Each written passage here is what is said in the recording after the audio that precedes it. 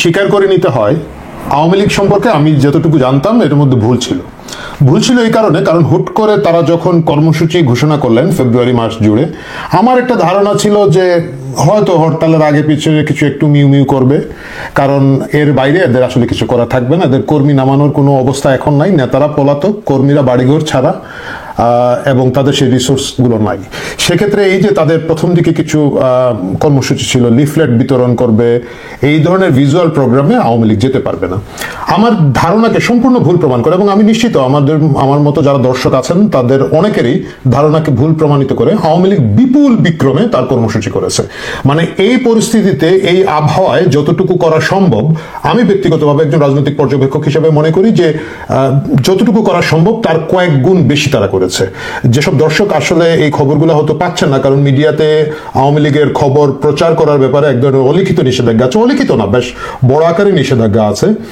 তারা হয়তো ফেসবুকে আওয়ামী লীগের যে অফিসিয়াল ফেসবুক পেজ আছে সেটা যদি আপনারা দেখেন তাহলে দেখবেন বিভিন্ন জায়গায় কর্মসূচি পালিত হচ্ছে এবং প্রকাশ্যে তারা গিয়ে লিফলেট বিতরণ করছেন। এত জায়গায় এটা হচ্ছে যে এটা আসলে নিয়ন্ত্রণ করা বর্তমান সরকার এবং বর্তমান সরকারের যে সমর্থক রাজনৈতিক গোষ্ঠীগুলো আছে, জাতীয় নাগরিক কমিটি, বৈষম্য বিরোধী ছাত্র আন্দোলন এবং তার পিছনে থাকা জামাত, বিএনপি সহ অন্যান্য রাজনৈতিক সংগঠন যারা আছে, তাদের পক্ষে নিয়ন্ত্রণ করা সম্ভব হয় নাই। যদিও তারা হয়তো কিছু জায়গায় চেষ্টা করেছেন, দু এক জায়গায় আমরা দেখেছি দু একজনকে ধরতে পেরেছেন এবং ধরার পরে তাদেরকে অবভিয়াসলি মারধর করেছেন, এটাই খুব স্বাভাবিক প্রতিক্রিয়া। কিন্তু তারপরেও বিভিন্ন জায়গায় যে হারে এই লিফলেট বিতরণটা হচ্ছে, এটা আমার কাছে মনে হয়েছে আওয়ামী লীগ একটা বেশ শক্তিশালী অবস্থান তারা জারি করেছেন, কারণ তাদের রাস্তায় তাদের কর্মীকে নামানোর প্রথম ধাক্কাটা তারা নিতে পেরেছেন এবং কিছু জায়গায় তারা গ্রেফতার হওয়া সত্ত্বেও তাদের এই কর্মসূচিটা থেমে নাই। ব্যক্তিগতভাবে আমি খুব আশ্চর্য হয়েছে এই কারণে, এর মধ্যে অনেকগুলো কারণ আছে। প্রথম কথা আমি আগেই বলেছি, নেতারা পলাতক, কর্মীরা বাড়িঘর ছাড়া, প্রচুর মামলা হচ্ছে এবং এটাই রাজনৈতিক পট পরিবর্তন, বিশেষ করে এইবার রক্তক্ষয়ী রাজনৈতিক পট পরিবর্তনের পরে এটা খুব একটা অস্বাভাবিক ছিল না, সেটা হয়েছে। এবং 6 মাস কেন, আমার একটা ধারণা ছিল 1 বছরই আওয়ামী লীগ শুধু ফেসবুকে কিছু নড়াচড়া করা ছাড়া এবং শেখ হাসিনার কিছু ভাষণ বিভিন্ন জায়গায় তারা অনলাইনে প্রচার করা ছাড়া খুব একটা আহামরি পদক্ষেপ তারা নিতে পারবে না। তাদের প্রথম পদক্ষেপ যেটা ছিল, তারা দেয়ালে জয় বাংলা লেখা এবং পরবর্তীতে শেখ হাসিনাতেই আস্থা এই কথাটা লেখা এবং এই সংক্রান্ত পোস্টার মারা, এইটাকেও আমি ধরে নিলাম যে সম্ভবপর একটা কর্মসূচি। কেন সম্ভবপর কর্মসূচি? আপনি গভীর রাতে গিয়ে যে কোনো জায়গায় লিখে ফেলতে পারবেন বা আপনি খুব দ্রুত কিছু পোস্টার সাটিয়ে সরে যেতে পারবেন। এটার জন্য খুব একটা সাহস দরকার হয় না, একটু সময় সুযোগ এবং কৌশল পেলে সেটা করা সম্ভব। এই ধরনের কিছু কর্মসূচি আওয়ামী লীগ করেছে, গভীর রাতে মিছিল করেছে বা এটা খুব নির্জন রাস্তায় মিছিল করে তারা টেস্ট করেছে গত কিছুদিন ধরে, এটাকে আমি খুব গুরুত্ব দেইনি। কিন্তু এখন যে জিনিসটা হচ্ছে, তারা যেভাবে লিফলেট বিলি করছেন, এটা কিন্তু মানুষের কাছে দিতে হয়। লিফলেট আপনি গভীর রাতে একটা নির্জন রাস্তায় করতে পারবেন না, বা আপনি হুট করে গিয়ে একটা দেয়ালে লিখে চলে আসতে পারবেন না। এটা তারা বেশ শক্তিশালীভাবে করেছেন।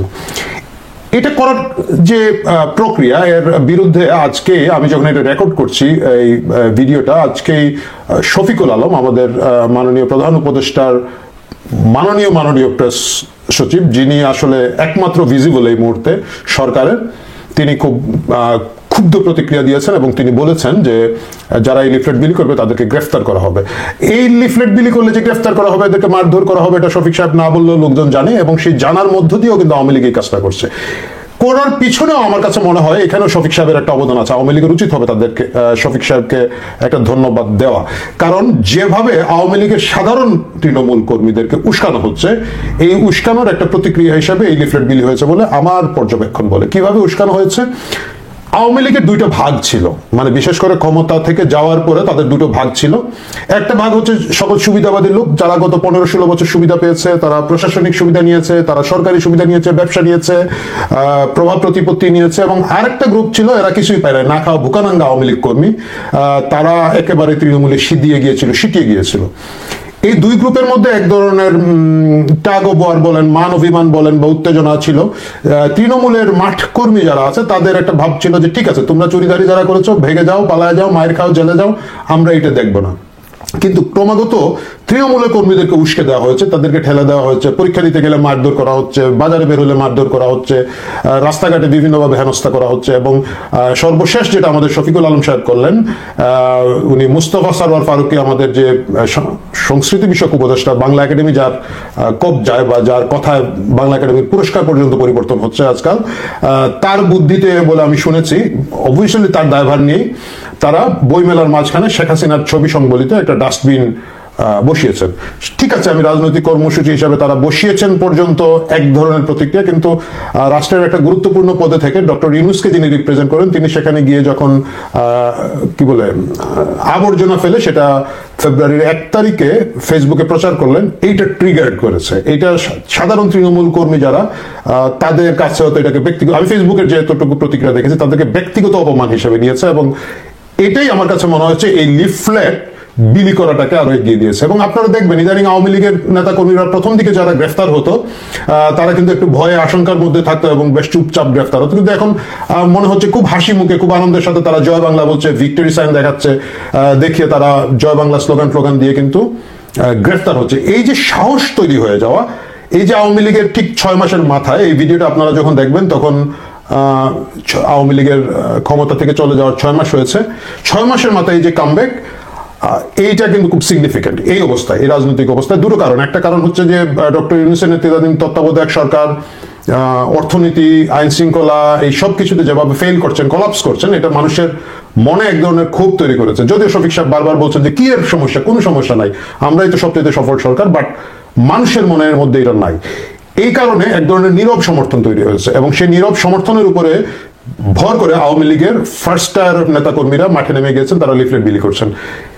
এটার দীর্ঘমেয়াদী প্রতিক্রিয়া যেটা হবে, সাহস এবং ভয় দুটোই কিন্তু সংক্রামক। যতক্ষণ ভয় ছিল, ভয়ের সংক্রমণ ছিল, কিন্তু এখন যেহেতু সাহসের জায়গায় চলে আসছে এবং আওয়ামী লীগ তার ফেসবুক পেজে এগুলোকে বারবার প্রচার করছে, যেসব এলাকায় আওয়ামী লীগের নেতাকর্মী চুপ ছিলেন বা ভয় পাচ্ছিলেন বা বিতৃষ্ণ ছিলেন, বিশ্রামে ছিলেন, পালিয়েছিলেন, তারাও কিন্তু এটাকে সেকেন্ড ধাপে নিয়ে যাবে। এবং এইটা যদি হয়, আমার ধারণা আওয়ামী লীগের পরবর্তী যে কর্মসূচিগুলো আছে, 18 তারিখের হরতাল, 16 তারিখের অবরোধ সহ, সেগুলো তো তারা সিগনিফিকেন্ট ভূমিকা রাখবেন।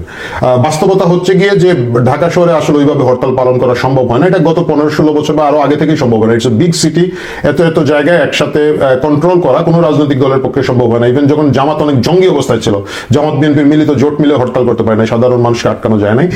সেটা হয়তো এত যাবে না, কিন্তু একটা পলিটিক্যাল ইম্প্যাক্ট তারা তৈরি করবেন বলে আমার এই মুহূর্তের পর্যবেক্ষণ। যেটা গত 5 দিন আগে যখন আমি প্রথম ভিডিওটা, এর আগের ভিডিওটা আপলোড করে, আমি বিশ্বাসই করি না যে এরা লিফলেট বিলি করতে পারবে। এই সিগনিফিকেন্ট জায়গায় যদি শফিকুল আলম এবং তার মতো যারা আছেন তারা যদি ক্রমাগত উস্কাতে থাকেন, আমার কাছে মনে হয় সামনে আরো সংঘাত বাড়তে পারে, এবং সেটা খুব দুঃখজনক একটা ঘটনা হবে। কারণ সংঘাত বাড়ার বিভিন্ন কারণ আছে।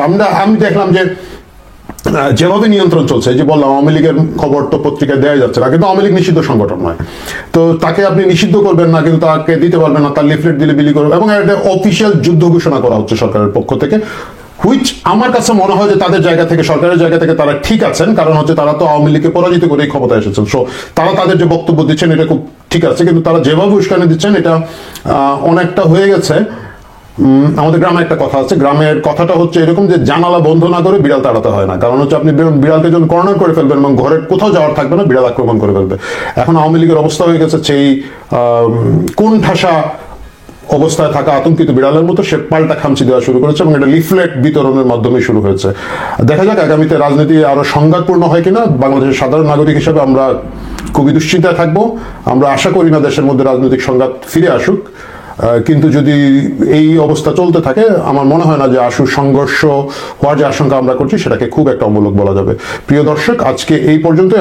আমি আপনি একসাথে মিলে দেখতে থাকবো আগামী রাজনৈতিক অবস্থা কোন দিকে যায়। আমরা দেখতে থাকবো আওয়ামী লীগের এই কর্মসূচি, ফেব্রুয়ারি ব্যাপী যে কর্মসূচিটা আছে তারা কোথায় যায়। আমরা দেখতে থাকবো আওয়ামী লীগকে ট্রিগার করার জন্য সরকারের পক্ষ থেকে ডক্টর ইউনূস এবং তার সৈনিকরা আরো কি ধরনের গরম গরম কথাবার্তা বলেন, গরম গরম আচরণ করতে থাকেন। কারণ এই মুহূর্তে সরকারের দিক থেকে আসলে এই ধরনের উত্তেজনা তৈরি করা এবং একটা শত্রু তৈরি করা ছাড়া উপায় নাই।